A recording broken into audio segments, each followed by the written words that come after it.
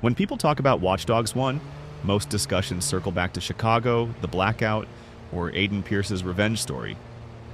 But one thing that's rarely talked about is something far more personal. Aiden's family ties, specifically his sister Nicole, and how her trauma and fear shaped the story in ways many players overlook. Because in truth, Nicole isn't just a background character, she's the human cost of Aiden's obsession, and her story is what quietly exposes the entire moral failure at the heart of Watch Dogs. When we first meet Nicole Pearce, she's living a quiet, suburban life with her 2 kids, trying to stay out of Aiden's world. But after the death of Lena, her daughter, she's thrown into a nightmare that never ends. Aiden's revenge crusade, meant to bring justice for Lena, only makes things worse for her. The constant surveillance, the violence, the media attention, all of it creeps closer and closer to her doorstep. In the game, we see Aiden constantly checking in on her, hacking into her home security system, even without her knowledge, all in the name of protection. But that's the key irony. Aiden's version of protection is control, and Nicole becomes the person who suffers most because of it. Nicole's kidnapping by Damian Branks isn't just a plot device, it's a mirror held up to Aiden's methods.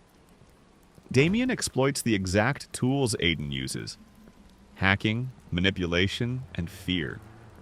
What makes this moment so powerful is that it forces Aiden to confront the consequences of his actions.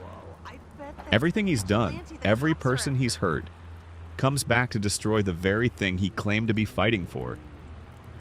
Nicole's terrified reaction to Aiden when she's rescued isn't relief.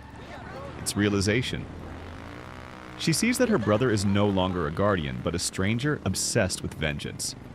Her words, "I can't do this anymore," hit harder than any bullet in the game because they expose the truth.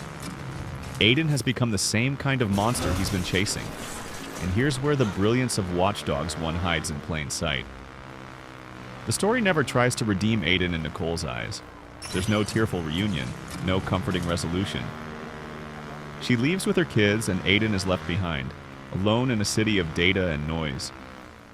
It's one of the rare times a video game dares to show that family can't always be fixed, especially when obsession takes over.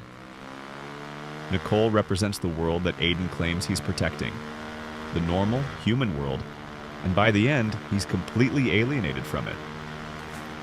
There's also an interesting layer in how Nicole parallels the ordinary citizens of Chicago.